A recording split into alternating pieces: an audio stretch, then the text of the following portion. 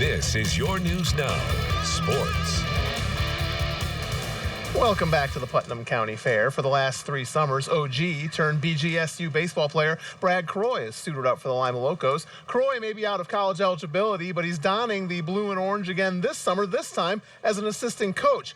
Our Matt Zigai has more as Croy begins down an already winding road towards making coaching a career.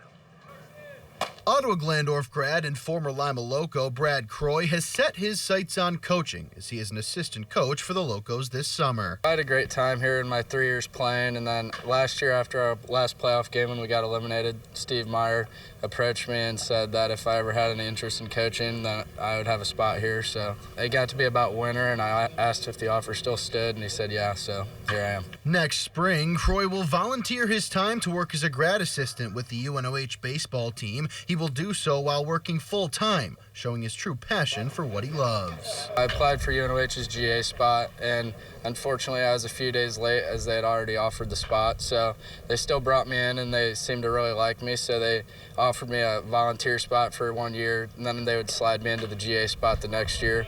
So I feel like that'd be a good spot for me to go, as once I get my GA, then I would have my master's as well. So UNOH is a really highly passionate and powerful program, so I feel like it'll be a good place for me to learn as a coach. Brad knows that the road ahead will not be an easy one, but he is excited to see where that road will take him. I just feel like this would be a good spot for me to get going, lead me into many different choices, so hopefully it just gets me down the right path. In Lima, Matt Zigai, your News Now Sports.